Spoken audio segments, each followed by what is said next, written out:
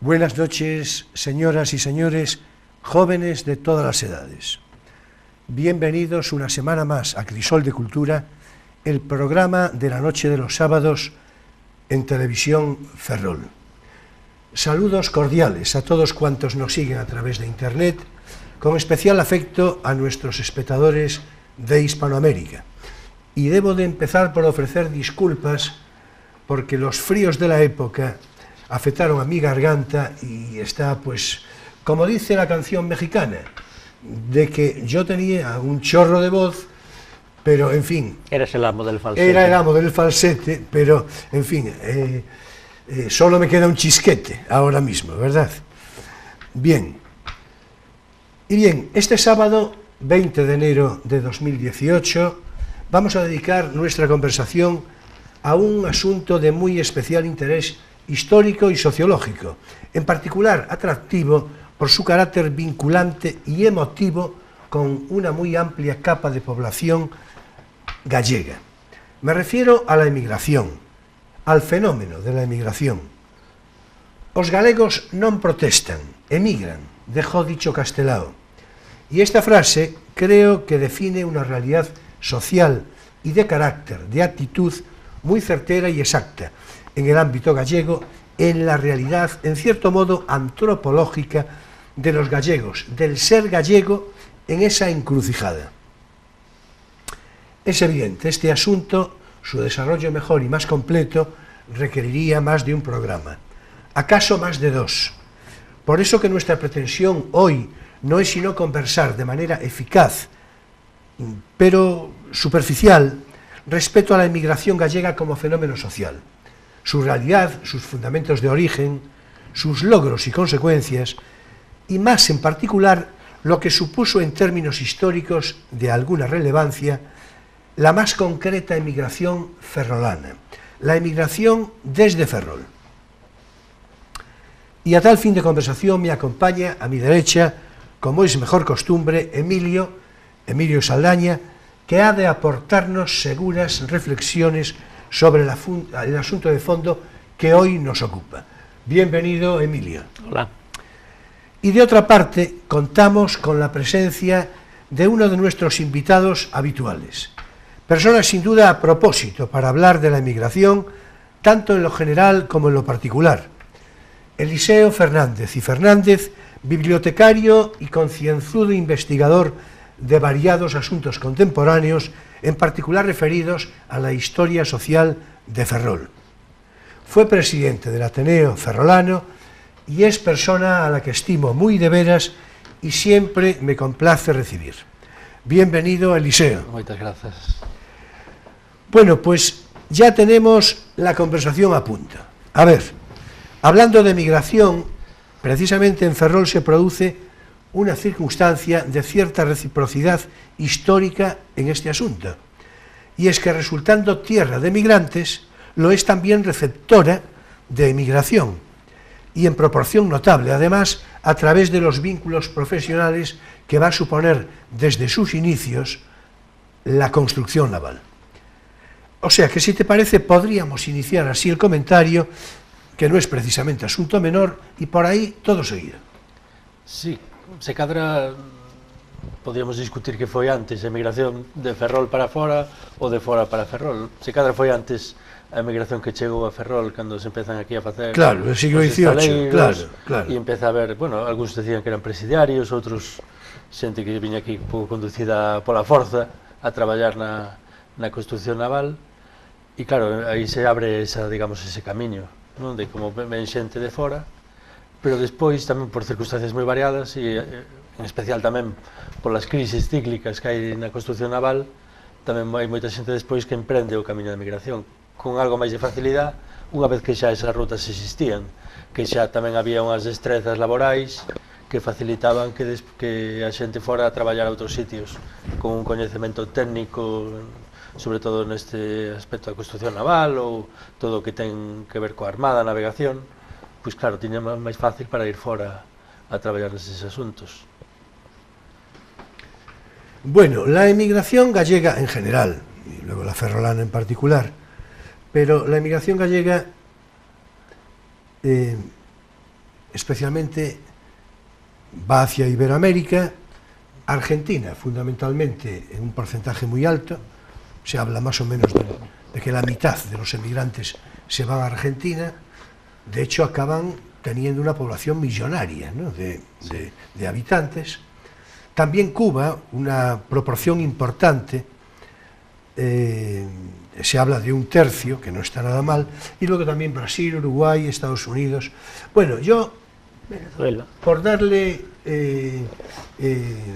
paso a la palabra de Emilio, en fin,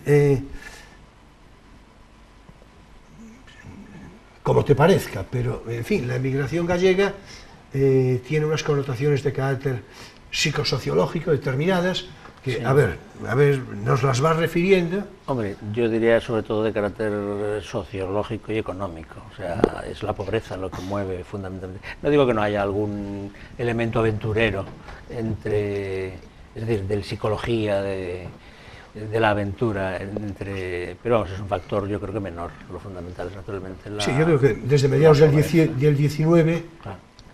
es eso lo que tú dices. Las hambrunas que Claro, golpearon claro. Galicia e, bueno, Sí, tamén... se fala da crisis tamén o incremento da presión fiscal, recordando cada vez de máis A ver. impostos, o que se fala sempre da pequena propiedade en Galicia, que claro, Se minifunde. diante dun crecemento da presión fiscal, sendo os terrenos pequenos, é máis difícil satisfacer eses impostos, entón sí que aí onde se produce tamén esa migración.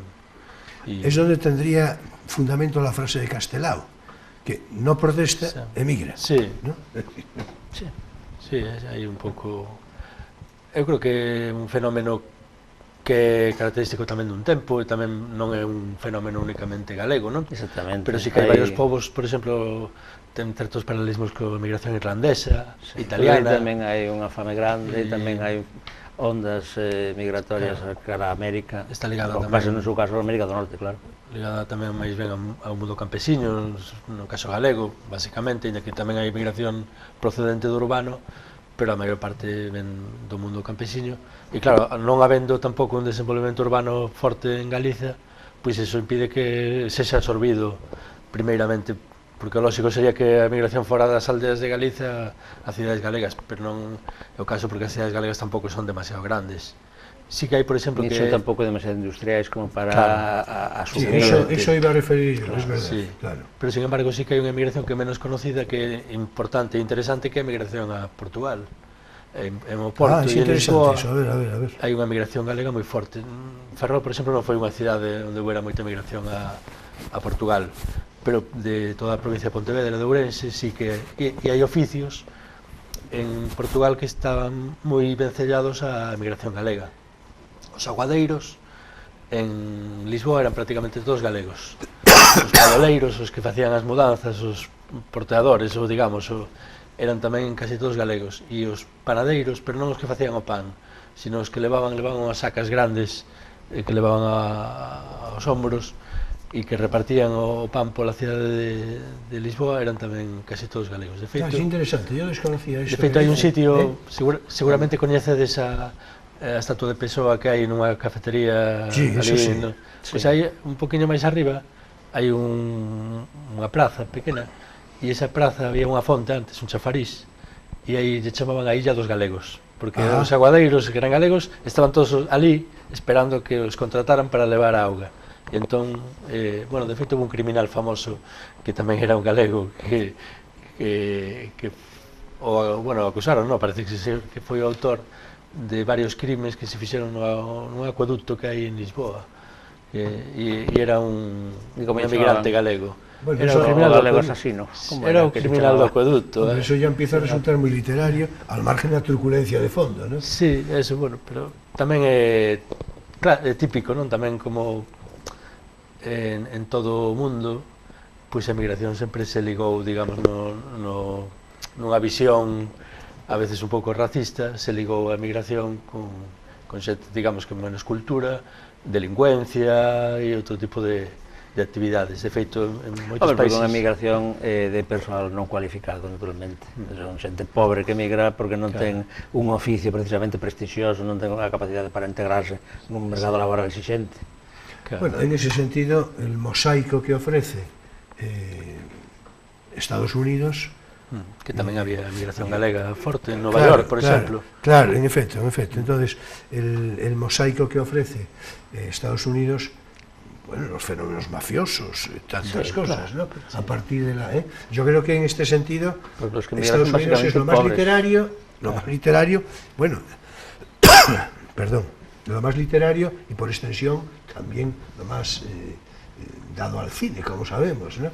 Es decir, con esa maravilla del Padrino y tantas otras. Sí, que de feito entre esas comunidades, a comunidade italiana, irlandesa e tamén en Nova York a galega, tiñan claro o seu caldo de cultiva onde eles marcaban un pouco as leis e tiñan as súas normas, e unha desas, digamos, as consecuencias é que tamén importan esa mafia ou esas costumbres mafiosas de Italia. Bueno, como citamos esto de la mafia, de la referencia, digamos, la connotación de naturaleza delincuente explicable en muy buena medida de la emigración, yo pensaba decirlo algo más tarde, pero ya me apresuro a decirlo ahora, porque ya parece que, en fin, que conviene, ¿no?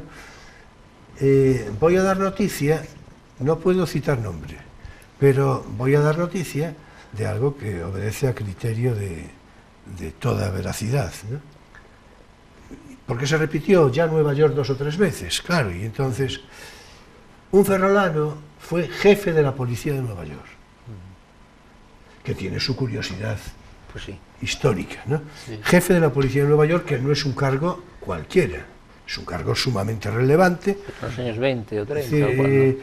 Yo creo que algo más tarde, a lo mejor 50, 40, 50. En concreto, por radicar vecindad, era nacido vecino del barrio de Esteiro y en concreto de la calle Carlos III, conocida popularmente como calle San Carlos.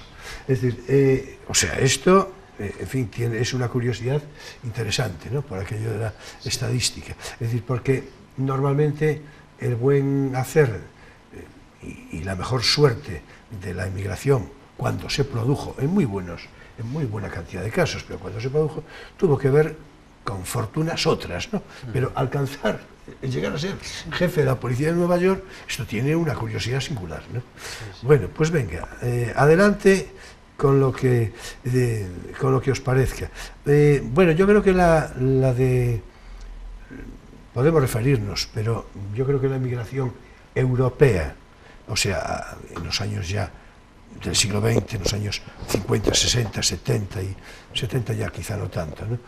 A Ginebra y a Düsseldorf. Sí, yo creo que esto, tal vez citarlo de una manera testimonial, pero no tiene, yo creo que la relevancia mayor está en Iberoamérica, ¿no? Sí, yo creo que a finales del século XIX y principios del XX, claro, cuando se produce migración esa masiva, e cando hai máis movimento a países como os que decías, pero tamén algún outro menos conhecido, como Panamá. Por exemplo, parte do canal de Panamá fixeron migrantes galegos. Me estuvo bien por no citarlo, porque lo tenía aquí en el guión. Pero bueno, es una broma cordial, pero es cierto. Es una broma cordial, pero es cierto. Panamá es otro de los... Bueno, que o galego sempre foi apreciado como traballador, quizás cuestións climáticas, non sei exactamente, por exemplo, para a hora de adaptarse ao traballo no canal de Panamá, que parece que era un traballo desagradable, moita humedade e tal, e bueno, parece ser que pola cuestión de que aquí tamén hai humedade, pois que o maior traballador galego se adaptou bastante ben a ese... Sí, bueno, e me parece citar, antes de que se nos despiste, Uruguay, porque Uruguay tamén... Es que Uruguay a veces parece un apéndice de Argentina. Es decir, no, quiero decir, naturalmente no para los uruguayos, evidentemente que no, pero Uruguay, donde por otra parte, yo, mi propia familia, una tía mía, pues en su momento se fue para Uruguay, en los primeros años 50, yo estaba naciendo más o menos, ¿no? Y se murió allí, por cierto, quiero decir, se murió allí. Mesmo México tamén foi outro También, país también, que también, recibiu claro, bastante también. migración e También. unha parte tamén de exilio. También. Que Bueno, tamén- ahora mismo hay que decir que, ya que citas México, yo creo que es de importancia relevante hacer notar que los indianos, ¿no? Porque ahora nos referiremos a lo de indiano, americano, habanero, ¿no? Que hay estas distinciones. Sí. Pero bueno, el indiano sí con carácter general, en la región en la zona de Avión, en Orense, Sí. ya sabemos que aquello es como la Meca Sí. ¿no? Sí, pero en realidad hay muchas casas de indianos desperdigadas por toda Galicia. Por supuesto, Entre por tantos, supuesto. en el propio Ferrol todavía queda. Sí. No, pero cito lo de Avión de manera expresa porque Es un enclave casi, ¿no? sí. Es un enclave, Sí. es un enclave al que además vuelve con frecuencia, estuvo todavía el año pasado, hace unos meses, una persona muy relevante, de gran influencia en el ámbito socioeconómico de México, Vázquez Raña. Sí, os Vázquez Raña son... Vázquez Raña, que está vinculado O Comité Olímpico Mexicano parece que era o presidente, me parece, un dos sí, Vázquez Raña. bueno, el Excelsior, el periódico Sí, sí. por antonomasia mexicano, seguramente la cabecera más conocida de México, ¿no? No en México, sino en todo el mundo, ¿no? Sí, sí. El Excelsior también, y luego comunicación, la televisión, por cierto, la televisión. La televisión, creo que la televisión, tampoco soy yo un experto ahora mismo en esto, como para dar, pero en todo caso es la televisión, no recuerdo ahora mismo cómo se llama el canal, pero es la más vista en México. No sé si como pago o no pago, yo hasta creo que no ¿Será pago. Televisa? No, Televisa no es. Televisa No, precisamente es que Televisa es pública, Ya. con lo cual ya veo yo que esta no, es decir, es justo lo Sí, contrario. Es decir, bueno, Vázquez Raña, el Vázquez Raña actual, porque fueron varios hermanos, pero el que cito es un hombre, creo que ronda los 80 años, una cosa así. Prácticamente tiene todos los negocios ahora vinculados a su hijo, a la gestión de su hijo, por razones obvias de edad, ¿no? Pero él sigue siendo el presidente honorario del Excelsior, tal. Bueno, pues es un hombre de una relevancia manifiesta, es un caso claro de un emigrante, es un caso inequívoco, ¿no? De un emigrante que, bueno, en Argentina hay muchísimos, etcétera. Pero creo que debemos de volver, vinculándolo con Ferrol en la medida de lo necesario, de lo posible, pero a ver qué os parece hablar de algo muy interesante, que es que precisamente porque los emigrantes, como bien citabas tú hace un momento, pues son gente sin formación, son gente iletrada, bueno, Pero yo seguramente... en ese sentido distinguiría la inmigración del exilio.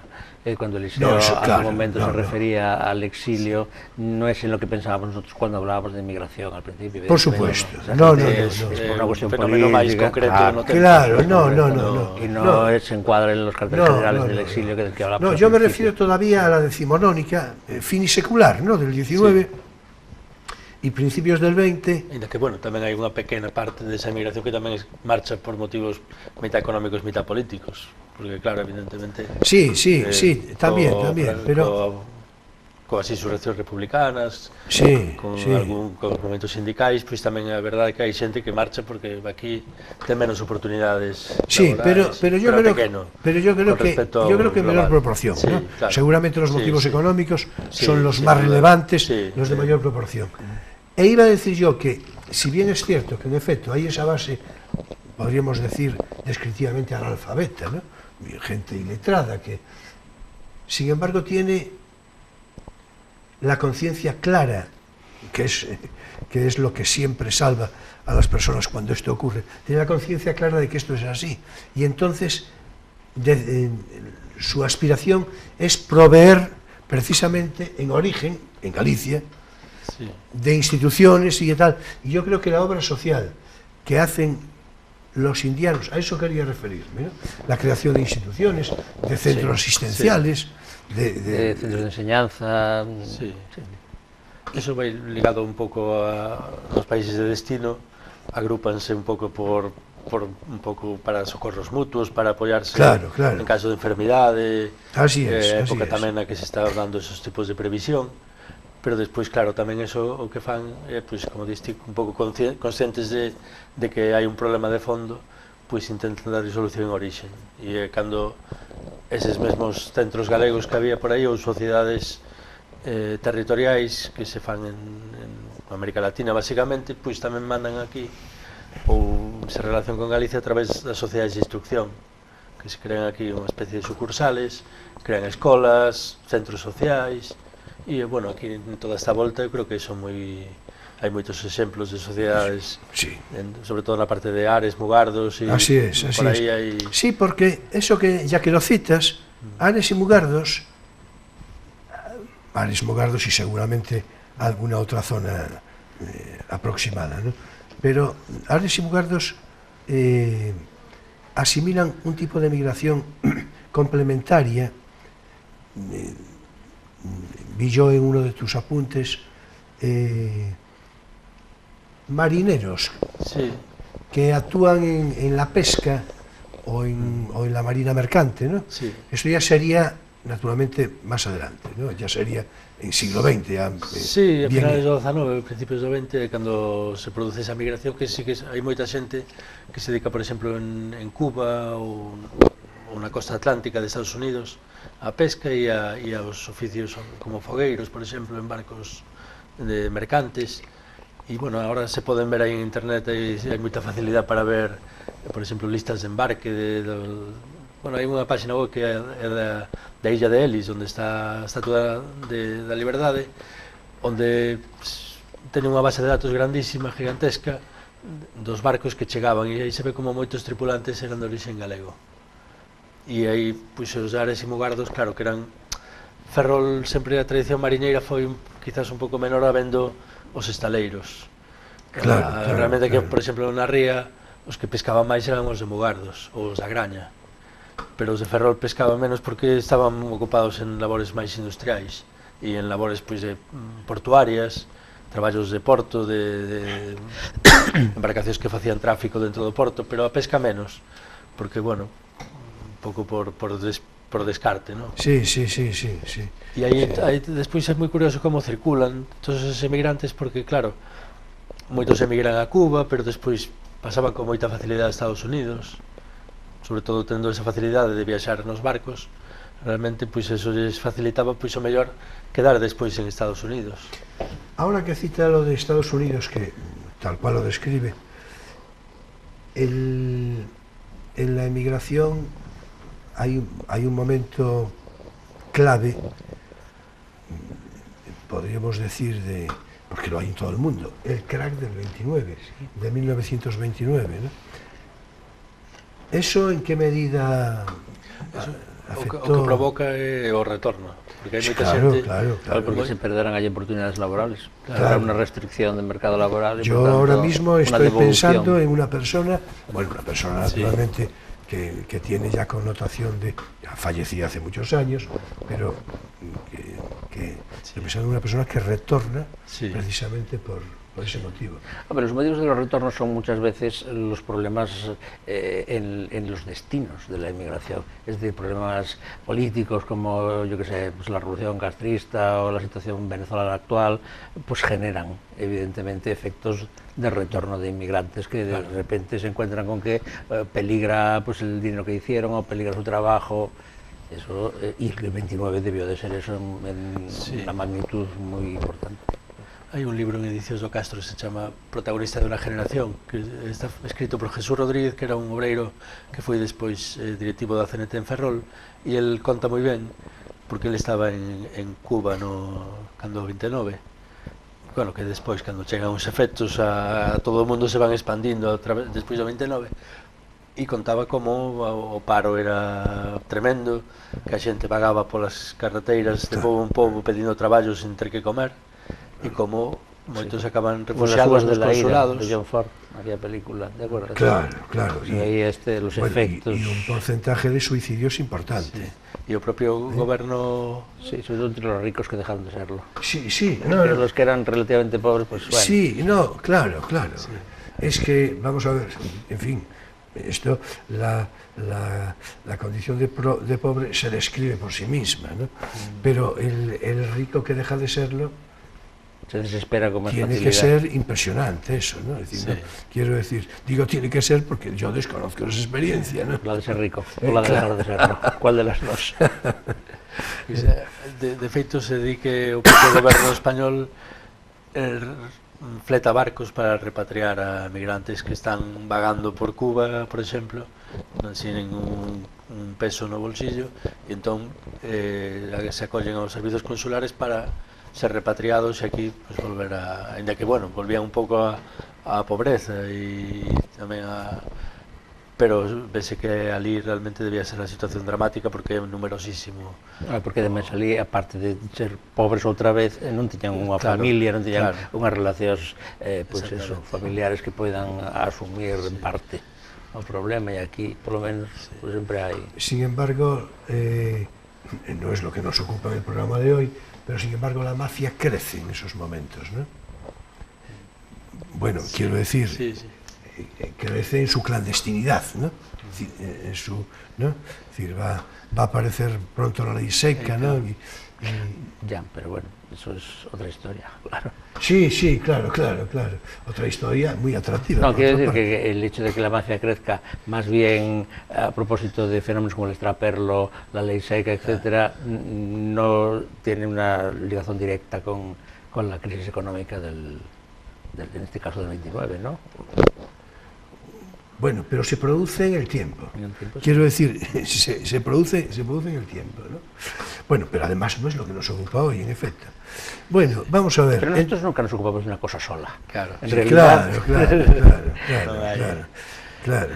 Non hai limitacións. En efecto. las cosas nos salen así. Claro. Agora hai unha corrente dentro da historia que se chama historia transnacional e un pouco que trata de facer un pouco o análisis histórico sobre determinados movimentos, como o movimento obreiro, por exemplo, ou outros movimentos que se desenvolven a través de diversos países. E entón, bueno, eu creo que é interesante porque ao final tamén é un pouco un preludio do que está pasando hoxe, non? Cada vez máis a historia deixa de ser a historia nun só país, non? Sino que estamos falando de movimentos que están discurrindo entre varios países e un pouco aí dentro desa historia transnacional eu creo que os galegos se tiñen aí unha certa importancia, non? Porque sobre todo a nivel do movimento obreiro pois hai un protagonismo forte da emigración galega no sindicalismo en varios países, en Argentina, en Cuba, incluso en Estados Unidos, por exemplo. Había o organizador máis importante dos marineiros, fogoneiros que había na costa atlántica de Estados Unidos era de Ferrol, bueno, era da Graña. O alcume dele era Xan da Graña. E el era, digamos, o organizador de todos os tripulantes tanto de barcos pesqueiros como de barcos de mercantes. Un personaxe pouco conocido porque se chamaba Juan Martínez Xan da Graña, non é difícil de localizar historiográficamente porque a veces con un apelido así corrente como delo, como o meu, somos máis... Y en el peronismo, lo digo por aquello que el peronismo supone un movimiento sindical importante, ya sabemos, ¿no? Es decir, a su manera, pero vamos, se me ocurre preguntar, por si tienes algún dato al caso. No, no sindicalismo argentino hai moitos personaxes curiosos e o máis conocido deles é o Galego Soto. Por exemplo, eso sí, Antonio Soto Canalejo, que era un emigrante de Ferrol. Sí, eso sí. Gallego Soto. O Gallego Soto, que, bueno, se fai un dos líderes dun movimento folguístico. Está bien. Sí, porque non sei por que lle puxeron o nome da rúa traducido. A rúa do meu centro. Está en Galego Soto, pero debía ser Gallego Soto. Exactamente. Como lle chamaban eles, por que traducimos o galego, que nunca lle Menos chamamos mal que lo ninguén repetiste galego. otra vez, que ya estaba deseando invitarte a que lo hicieras. Eso tamén provocaba un pouco rexeitamento, non? Das clases poderosas de algúns países con respecto aos galegos, por exemplo.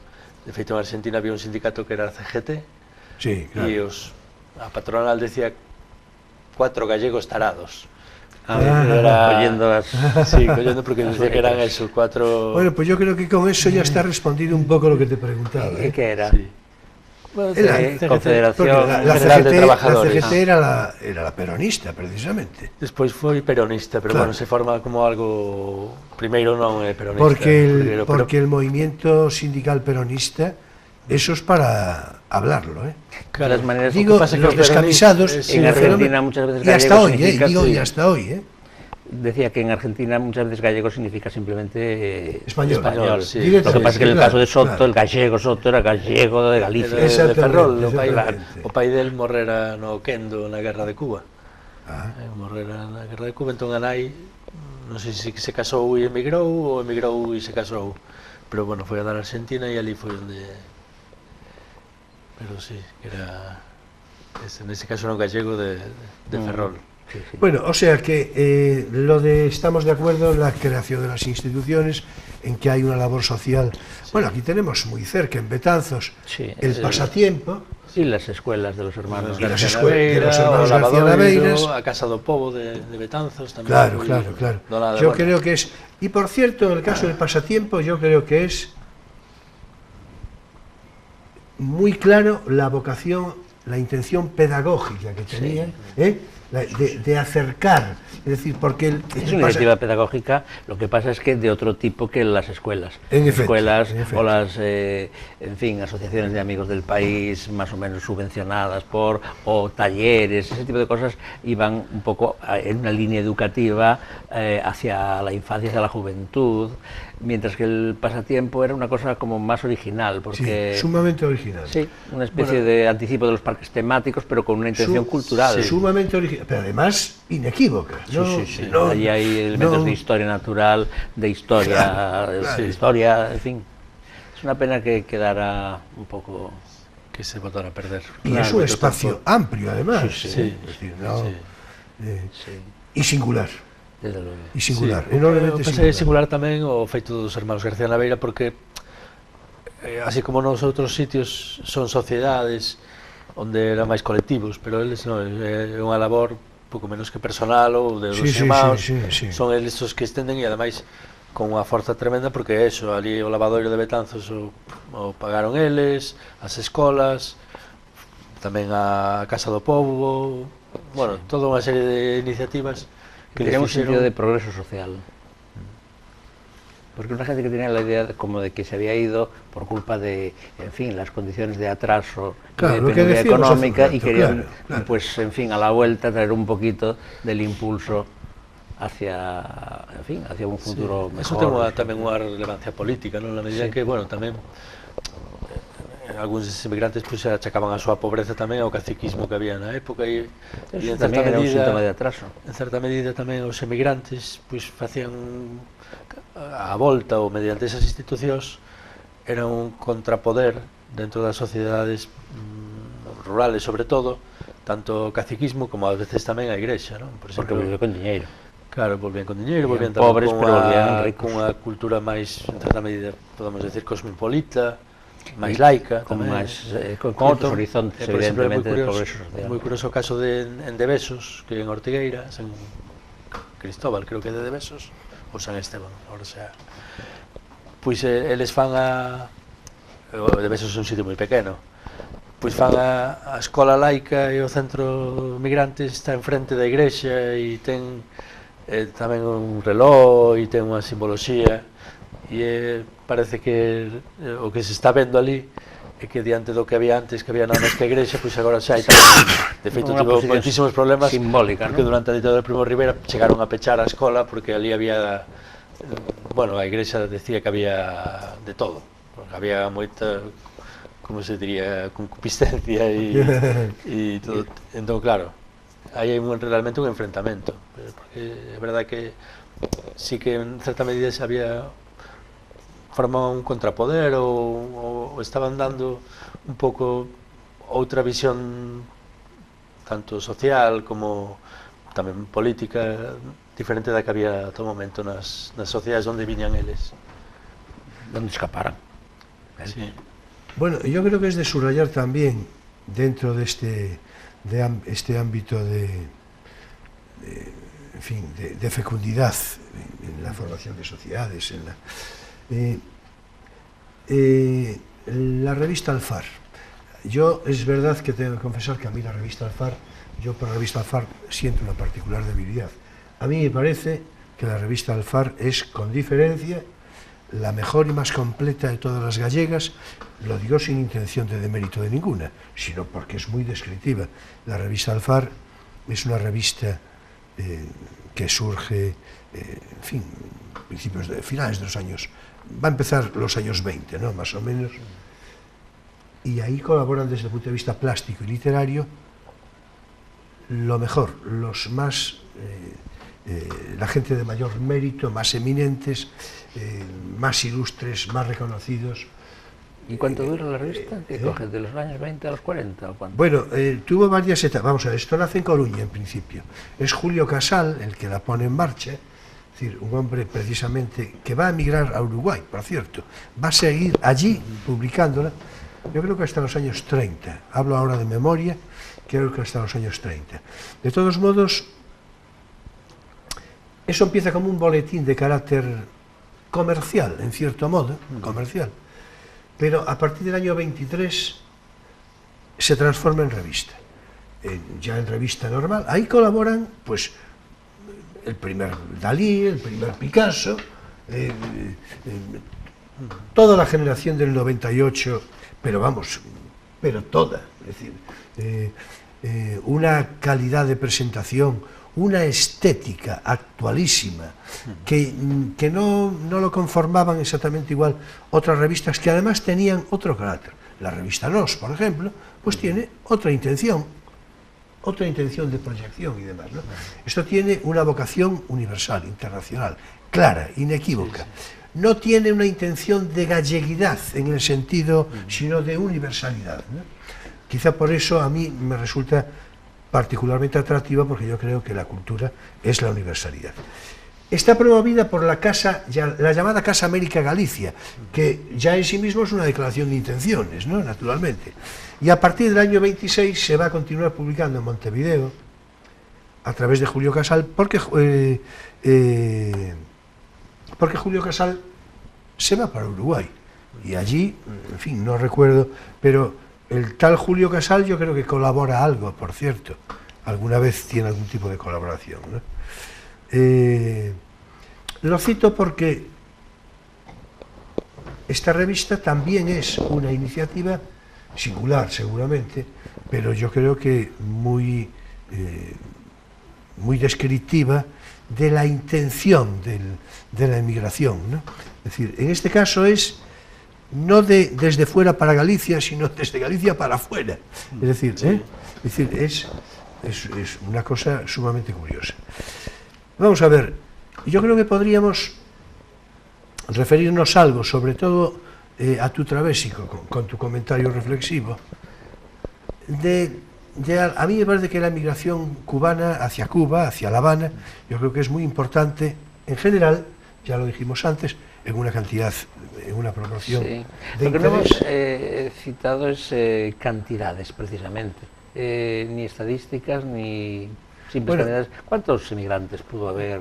É difícil de calcular, Diferentes incluso, de porque... millóns, No, incluso. creo que, bueno, millóns pode ser que En total. decías ti, me parece en Argentina, que houbera millóns, varios millóns, pero claro, estamos falando de cantos habitantes ten Galicia, poucos millóns, Sí, non pode ser vamos a claro. ver, desde luego 1 millón, grosso modo, 1 millón de migrantes en Argentina hubo.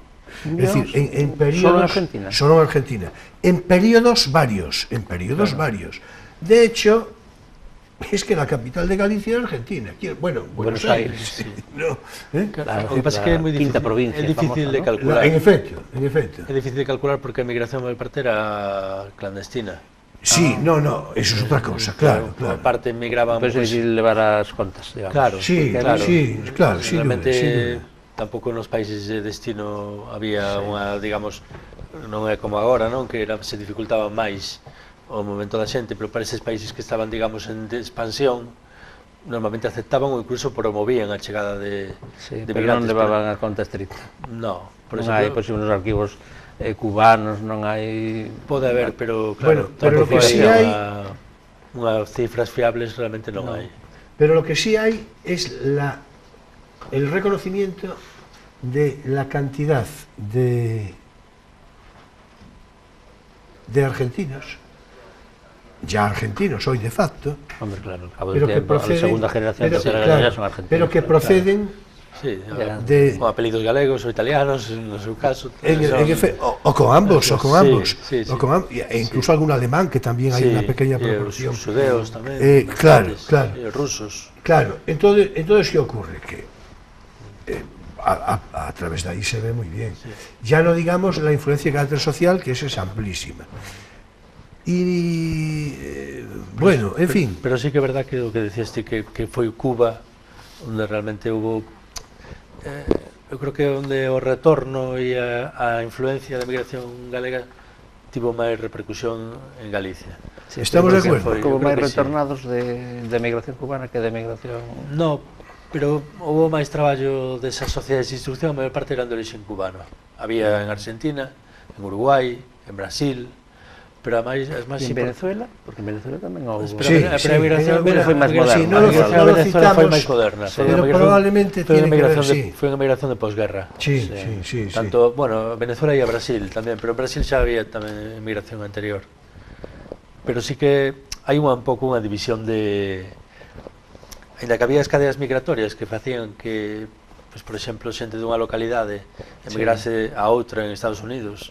Por exemplo, había unha curioso que había unha colonia moi forte de xente de Malpica en Chimbote, en Perú, pois porque fora a dar ali un empresario e fora levando cadeas migratorias e foi levando paisanos e ao final había unha migración forte de malpicanos en Chimbote.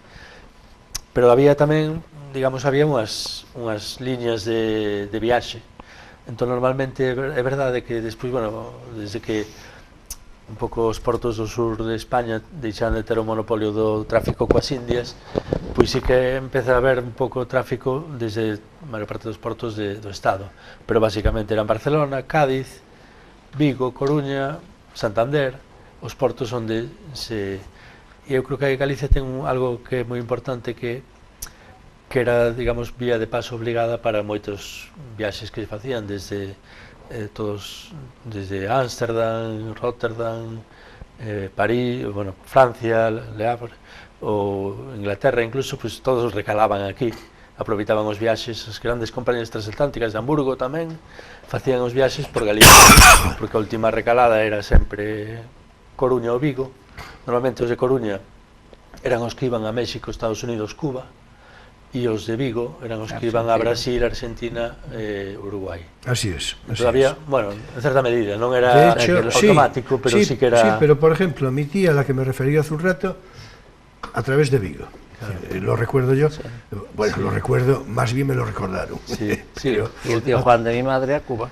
A Cuba. Claro, bueno, pues de Cuba, precisamente... De Vigo ou de Oporto, que tamén van algúns desde Portugal, porque tamén aproveitaban, marchando ao Porto, evitaba xa o control,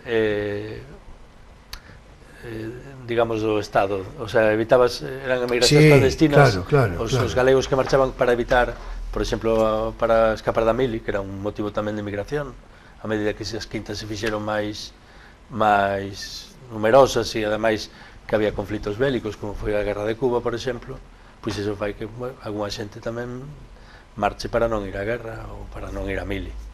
E entón aí esas rutas, digamos, por Portugal evitaban o control do Estado sobre esa xente.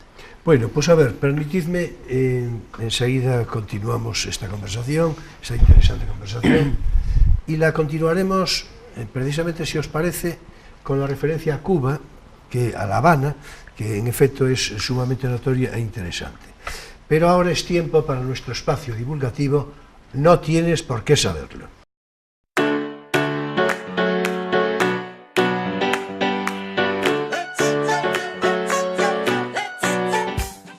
Y es turno de semana para nuestra recomendación de lectura. Así que a ver qué nos saca Emilio de la chistera literaria.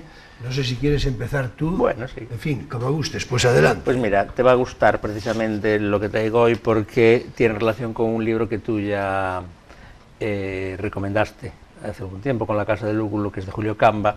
Y yo lo que quiero recomendar hoy es una antología que él mismo hizo de su, en fin, vasta obra periodística que se llama Mis páginas mejores, es decir, sus páginas mejores.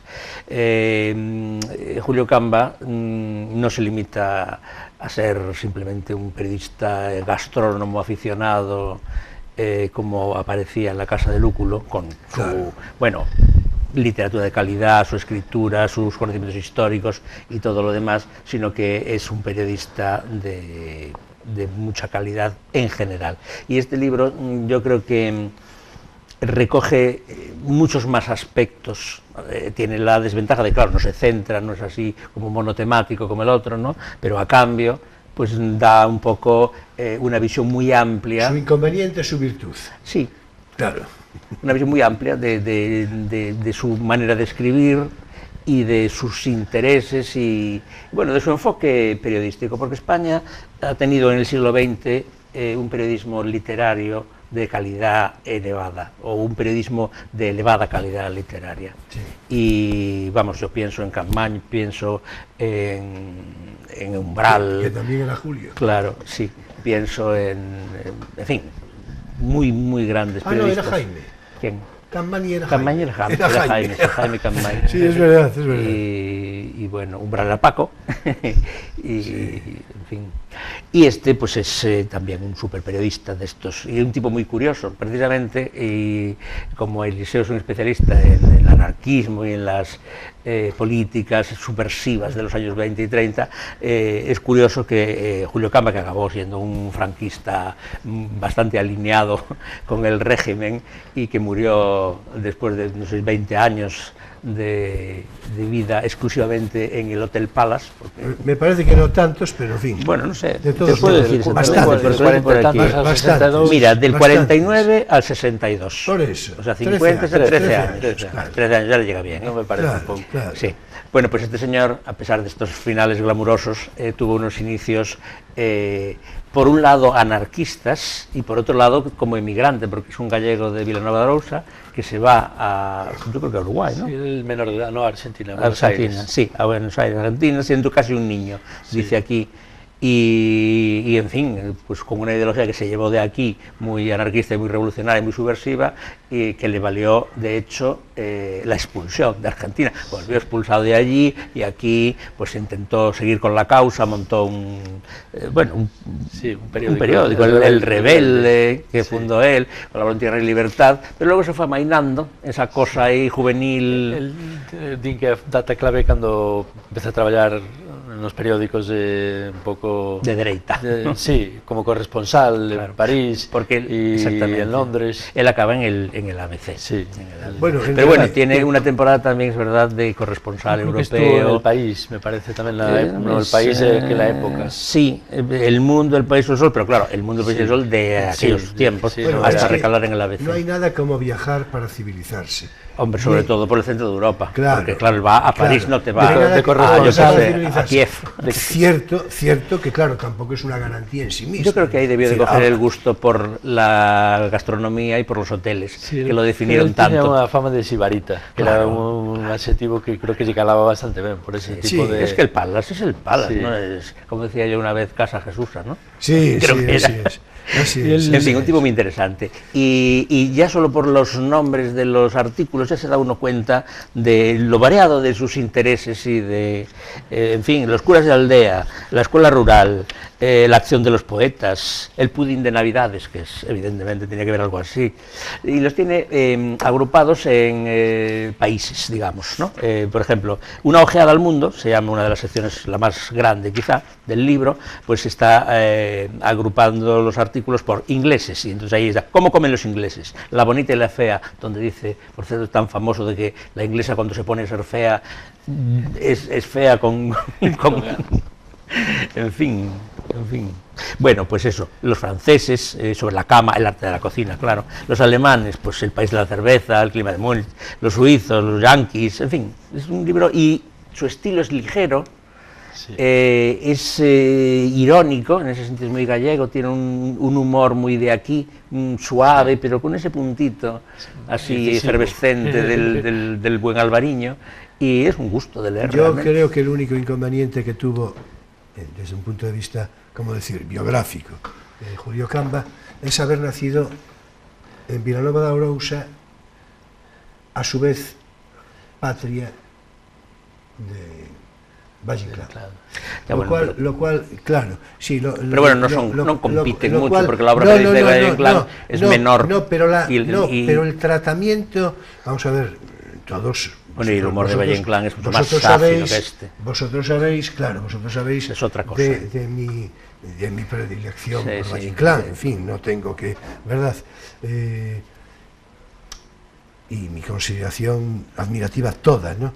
Pero es sumamente injusto que en Vilanova de Arousa, Villanueva de Arosa, en aquel momento, claro. Porque en su tiempo era Villanueva de Arosa, es decir, sin entrar en... Es que en ese sentido podría decir también que nació en Villanueva de Arosa, como dice, por cierto, el libro. Claro, es que nació en Villanueva de Arosa seguro, es decir, seguro, pero seguro. Es decir, ¿no? Pero bueno, pero la rosa, ¿no? Es la rosa, la llames como la llames. Eso es, en efecto. Que... Pero quiero decir, es sumamente injusto la consideración de que allí la memoria de Valle Inclán está particularmente honrada, como debe ser. Como es lógico, claro. Sin embargo, de Camba no, ¿no? Y casi ausente la de Camba. Porque o xornalismo sempre foi... Exactamente, yo quería reivindicar un poco el género periodístico. Para llevar la contraria, que a mí el periodismo literario... Pero es que yo creo que tenemos unos periodistas extraordinariamente buenos en el siglo XX. Pero, vamos a ver, pero además extraordinarios. Bueno, y todavía ahora. González Mira Raúl del Pozo, por ejemplo, todavía hoy. Claro, sí, por supuesto. Favor. Y el propio Javois, que hace porque esta edición... Es la edición contemporánea, es una edición del 12, pero antes la antología salió en Gredos. Entonces en esta edición en Gredos la tengo yo. Claro, en esta edición, que es la que ahora es más asequible, de Pepitas de Calabaza, se llama la editorial. Por cierto, la tengo yo, la edición de Gredos, como mis páginas escogidas, no mejores, sí. Pero es intercambiable. Es intercambiable. En mi título es mis páginas escogidas. La gran diferencia en realidad, o la pequeña, es que aquí hay un prólogo de Javois, que evidentemente no hay en el otro caso. Y Javois es uno de esos grandes periodistas que también se reconoce un cambiano, que ganó el premio de periodismo Julio Camba y que empezó también en El Mundo, pero en vez de acabar en el ABC, pues ha acabado en El País. Pero bueno. Bien, pero bueno, mis páginas mejores de Julio Camba, en fin, una recomendación particularmente... Una maravilla. Habría que decir esencial. Y me parece de entrarle ya a mi recomendación, no porque tenga yo un interés protagonista. Más sesudo, ¿no? No, sesudo no. Lo que ocurre es que hoy voy a recomendar un libro que es ajeno a toda suerte estrictamente literaria, ¿no? Es un texto que recoge de manera muy pertinente y selectiva documentos históricos, políticos, que fueron determinando el devenir de los últimos 250 años. O sea, el devenir del mundo contemporáneo, y así se titula, El mundo contemporáneo. El mundo contemporáneo. Está dividido el contenido de modo muy pertinente, siguiendo una secuencia cronológica, claro, desde 1776 hasta nuestros días. Voy a citar así, en algún caso me parece de citar, aunque en fin, vaya un poco en ocupación del tiempo. 76? ¿El primer texto es de la Revolución Americana o qué? Sí, la Declaración de Independencia de los Estados Unidos es lo primero que se cita. Es decir, el primer capítulo se titula La era de las revoluciones y la formación de los Estados-nación y acoge el periodo 1776 a 1848. Empieza aquí, como dije, la Declaración de Independencia de los Estados Unidos, sigue con la Declaración de los Derechos del Hombre y del Ciudadano y, en fin, con muy variados textos otros. La Constitución Española de Cádiz del año 12, el discurso de Simón Bolívar ante el Congreso de Angostura, el Convenio de Vergara, lo que da epílogo, lo que conocemos como el abrazo de Vergara, que da epílogo a la Primera Guerra Carlista, el titulado La propiedad es un robo de Proudhon, el Manifiesto Comunista de Carlos Marx y Engels. En fin, el segundo capítulo se titula El apogeo del orden burgués y sus contradicciones, de 1852 a 1911. La proclamación de la Comuna de París, algo que cualquier día podremos comentar, la declaración de principios anarquista, precisamente, la legislación social en la Alemania de Bismarck, también de sumo interés, la encíclica Como no Rerum Novarum de León XIII, la independencia cubana a través del manifiesto de Montecristi, o sea, la inspiración de a ver si lo digo, Martí. En efecto, el regeneracionismo español, o sea, Joaquín Costa, Escuela y Despensa, ¿no? Estas cosas de la Gran Guerra y el ascenso de los totalitarismos de 1914 a 1938, con los objetivos de guerra del Estado Mayor alemán, el Tratado de Versalles, que tú y yo hablamos hace un ratito, llamamiento para la formación de la Internacional Comunista, el fascismo, la marcha sobre Roma, el manifiesto del general Primo de Rivera anunciando su golpe de Estado, el nazismo alemán, o sea, las ideas de Adolf Hitler, la constitución de la Segunda República Española, el primer plan quinquenal soviético según Stalin, el programa de Himmler. Sale, ¿no? Sí, ahora lo voy a citar. Sí, el programa del Frente Popular francés, sí, Hitler, el manifiesto del general Francisco Franco, naturalmente con ocasión del alzamiento, Manuel Azaña ante la Guerra Civil Española, y entonces ya entramos nos vamos aproximando, la Segunda Guerra Mundial del año 39 al 46, la Francia de De Gaulle, resistencia y confianza, la Francia de Pétain, derrota y colaboracionismo, discursos de guerra de Churchill, alocución de Stalin ante el ataque alemán, donde, por cierto, hay que decir, como una curiosidad que a mí me parece simbólica y muy interesante, que apeló a la defensa de la patria, que de ninguna manera del régimen comunista. Stalin, ante el avance alemán, apela a la defensa de la patria, no apela a la defensa del sistema. Porque Stalin, en cierto modo, es el que acaba con los ideales internacionalistas, justificándolo de manera discutible, si quieres, pero sí, es el final del horizonte internacionalista del comunismo y el principio del comunismo en un solo país, desde el que yo creo que fue adaptando su discurso. Bien, la ética nazi según Heinrich Himmler, que es lo que estaba leyendo ahora mismo, solo por eso merecían haberlo ahorcado ya, en el momento en que escribió este texto.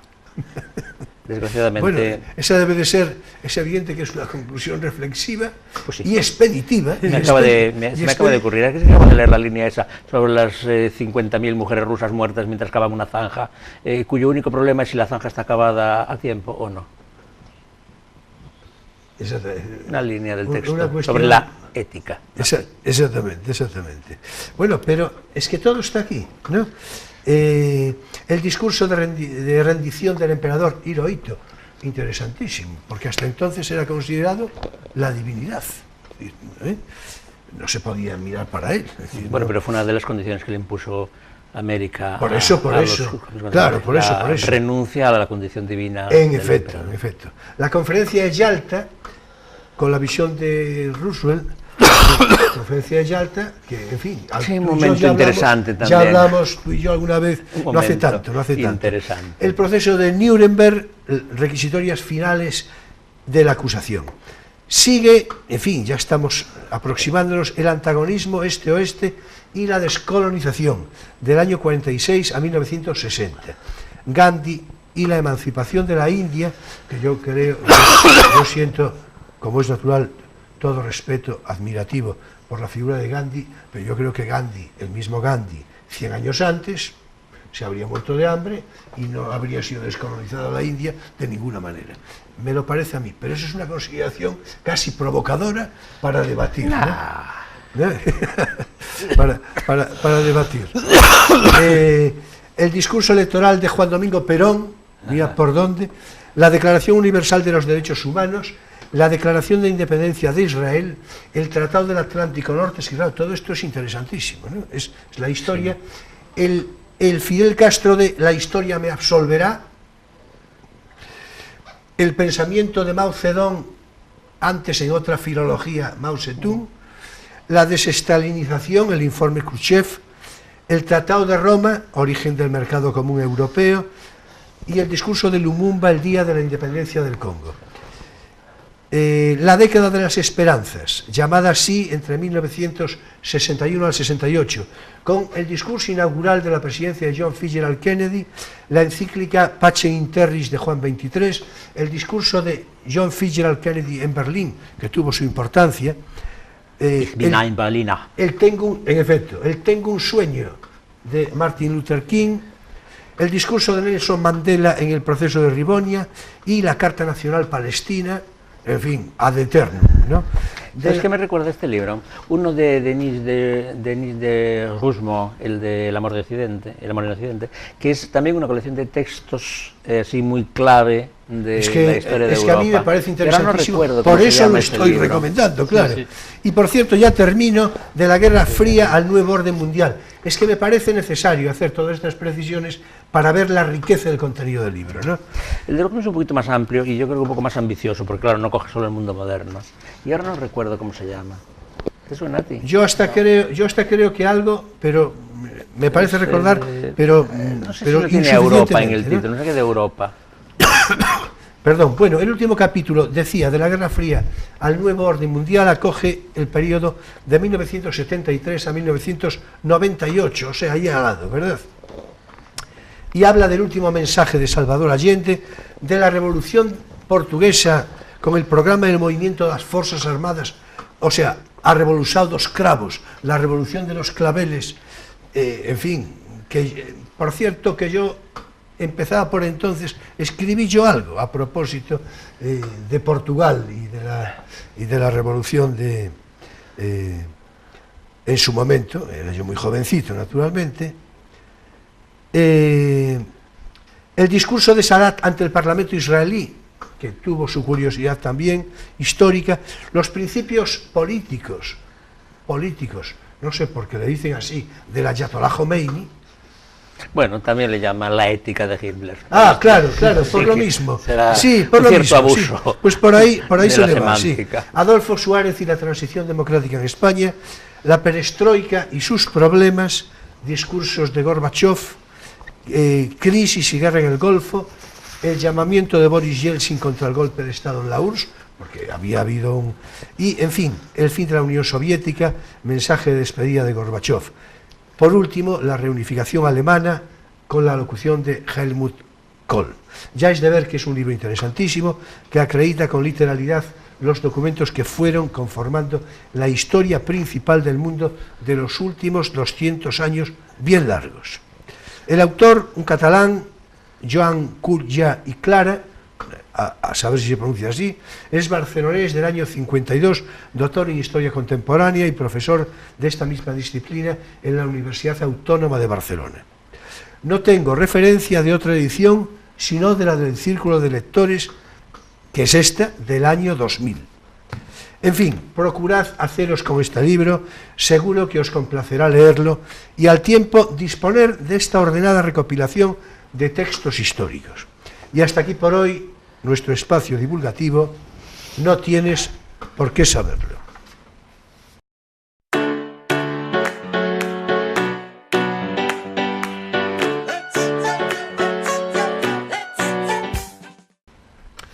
Bueno, y me temo yo que tenemos el tiempo restrictivísimo, sobre todo porque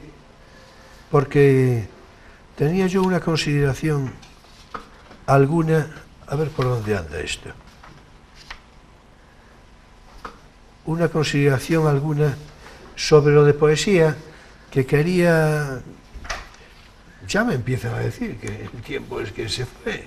El tiempo tiene esa naturaleza fluida. Yo creo que debemos, no, es que además, es que hoy tengo previsto hacer un comentario de homenaje, con lo cual alargará un poco el tiempo de Poesía Eres Tú, con ocasión del fallecimiento del poeta Pablo García Baena, sí, que se murió hace muy pocos días, ¿no? Y que me parece una personalidad relevante.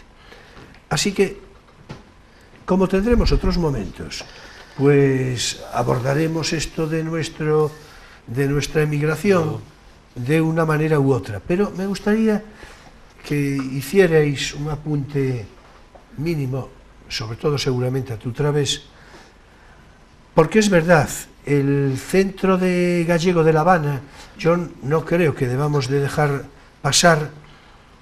Yo cito esto y a partir de ahí ya indicáis lo que es, ¿no? Porque el Centro Gallego de La Habana es una iniciativa surgida en el último tercio del siglo XIX, en 1879, a través de Waldo Álvarez Insua, un periodista gallego que dirigía el periódico El Eco de Galicia en La Habana. A partir de ahí, en La Habana va a haber una serie de instituciones siguiendo esa línea que dijimos. Tengo, por ejemplo, aquí la Casa de Salud La Benéfica, donde se facilitaba asistencia sanitaria a todos los asociados. Bueno, había Sociedad Hijas de Galicia también. Que claro, y el centro, la arquitectura del edificio del Centro Gallego es un centro emblemático en Cuba, el magnífico centro social, es un centro realmente imponente y que fue inaugurado como Centro Gallego de La Habana en el año 1914, representando por lo tanto un símbolo incuestionable y sobresaliente de la emigración gallega. Bueno, no tendría que decir, o acaso sí, que el Centro Gallego fue, como no, incautado por la Revolución en el año 1960. No sé qué suerte tendrá a la fecha de hoy, pero de momento fue así. Agora creo que aí tenían un pequeno espacio de sociedades, hai algunha sociedade galega que ainda queda, ainda tenían un pequeno espacio dentro do Centro Galego, pero o Centro Galego agora é un espacio cultural do goberno de Cuba. Un espacio cultural. Sí, y un edificio ruinoso. Bueno, sí, claro. Sí, eu non estive. Es el destino. Pero bueno, a mí me parece que é todo un pouco ruinoso. Pues sí, es que es el destino. Bueno, pues si queréis hacer un apunte, repito, breve, necesariamente breve. Sí. Hombre, eu creo que é interesante tamén poner en relación esa migración a Cuba, pois tamén co aparición en Galicia do nacionalismo galego e de todas as tradicións, digamos, que se desenvolven, bueno, toda a formación un pouco da cultura de identidade galega a través de símbolos como a bandeira, o himno galego, que foi estrenado en La Habana, un pouco tamén por iniciativa de José Fontana Leal, de un Ferrolán. Pois todo eso ten moito que ver. Algo de eso ya dijimos alguna vez. Claro, pero es que esto era parte, muy buena parte de lo que yo quería que significáramos y quedará para otro día. Pero bueno, eu creo que sí que é importante lembrar como, en certa medida, hai un galeguismo que nace fora de Galicia porque, bueno, as circunstancias de migración forman... Bueno, Galicia moi importantes, como Curros estiveron na Habana. Exactamente. Pues que non quedan moi contentos dos galegos habaneros, pero bueno. Bueno, aí sobre eso tamén hai o viaxe dos países ananos, non? Sí, estaba pensando precisamente en viaxe ao país dos ananos. Sí, Jesús Emilio, sí, claro. sí. Entón, bueno, aí, pero sí que é verdad que... Pero lo de os países dos ananos creo que tiene más que ver con Venezuela, ¿o no? Sí, creo que sí. Creo que sí, bueno, más americano. Creo que sí. Creo que sí, creo que sí, Creo que sí. Bueno, no sé acaso si con las dos, ¿Acaso con sí, las creo dos? Que es más la migración. En todo caso, el título es una metáfora inequívoca. Sí. ¿No? Pero sí que é verdad que es innegable que hai un fortalecemento e a revista Alfar, pero tamén moitas outras revistas de migración pois se un pouco emborcan un traballo cultural moi forte, moi relacionado tamén cos sinais de identidade da cultura galega ou a propia lingua na dignificación do idioma galego. Pois eu creo que a migración xoga un papel importante e iso tamén era parte, digamos, de algo que les traían, non? Porque viñan dunha cultura menos valorada e un pouco eles na migración pois tamén prosperan exactamente, a prosperidade produce unha certa confianza en si mesmo, non? Unha certa aumento dunha autoestima que logo ten unha posición política de volta. Claro, e o que nos gusta a edición e os libros, pues sabemos que unha parte importante da cultura galega foi editada en países latinoamericanos de libros importantes e de grandes autores tamén, que empezaron fora a súa trayectoria como escritores. Bueno, pues ya os venía diciendo, no os diré nada que no estáis sospechando ya, ¿no? Es decir, me dicen de manera repetida que el tiempo se terminó y en efecto se nos ha ido el tiempo. Y nos vas a leer a García Baena. Es decir, sí, claro, sí. En todo caso, ahora es momento para nuestros versos de cada semana, para nuestro espacio lírico, Poesía eres tú.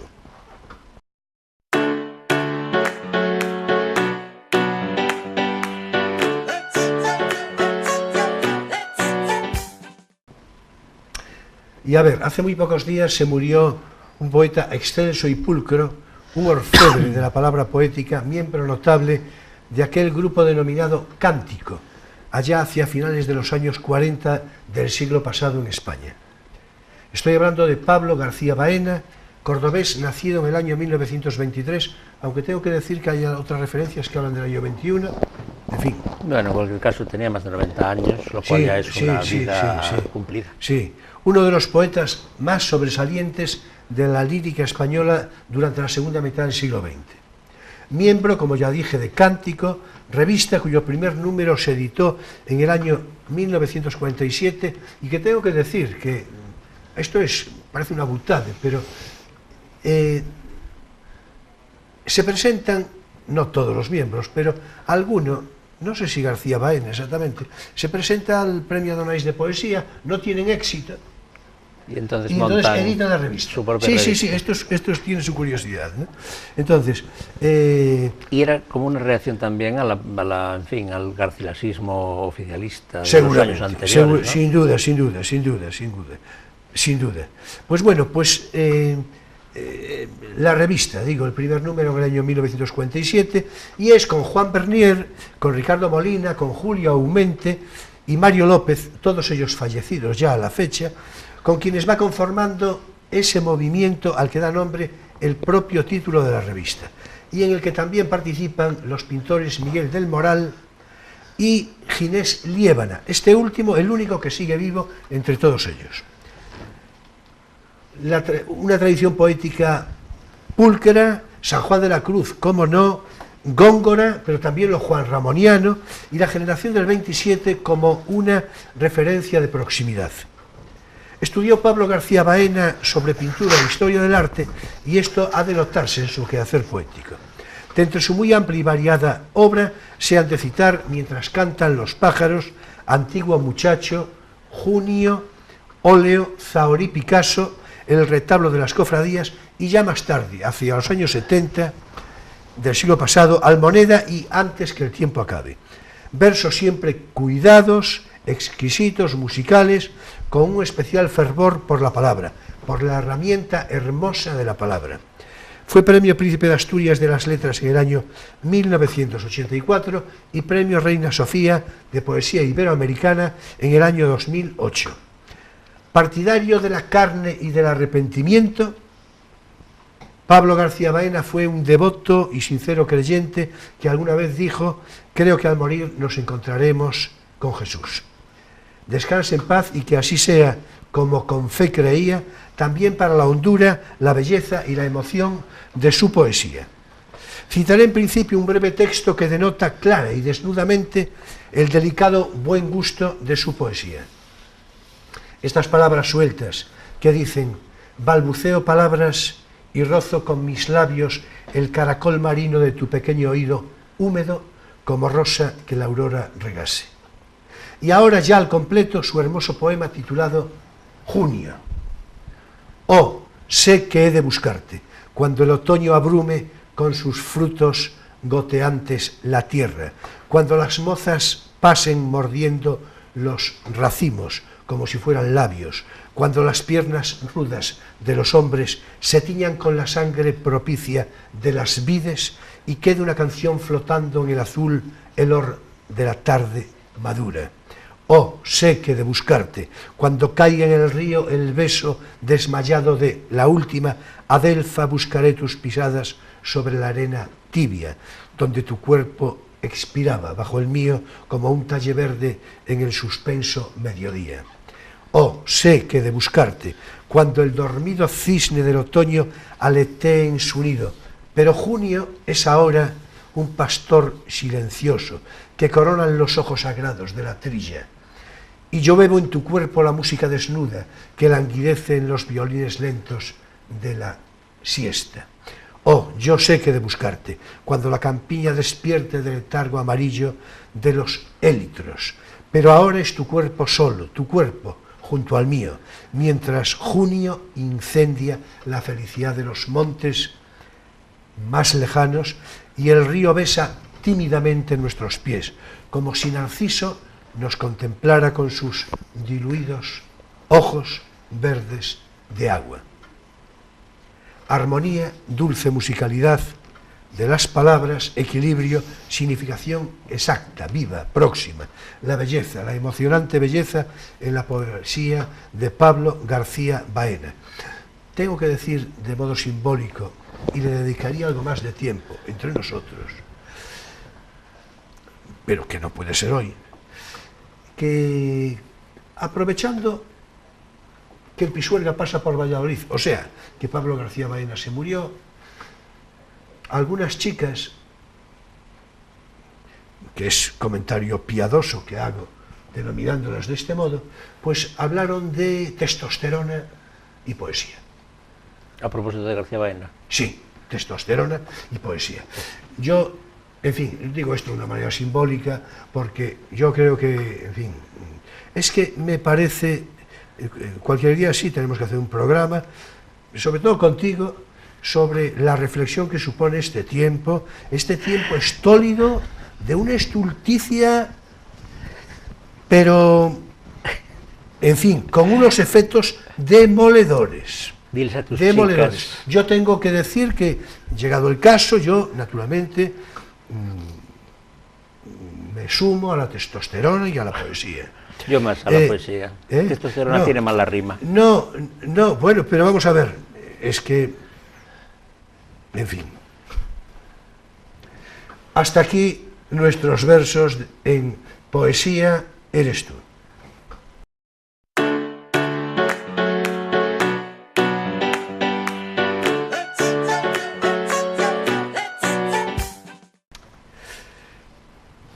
Y también damos término por hoy, claro, a Crisol de Cultura en este sábado 20 de enero de 2018. Muchas gracias, Eliseo, por tu presencia, por tu conversación. Un placer como siempre. Un placer también. Y ya sabes, además, a no tardar, volveré a convocarte para acomodar otra suerte de conversación, ya veremos cuál. Aunque algo ya tenemos considerado, ¿verdad? Así es, así es. Gracias también a ti, claro, Emilio. Ya sabes, un breve descanso y a poco ya, venga, a entrar al contenido del próximo programa.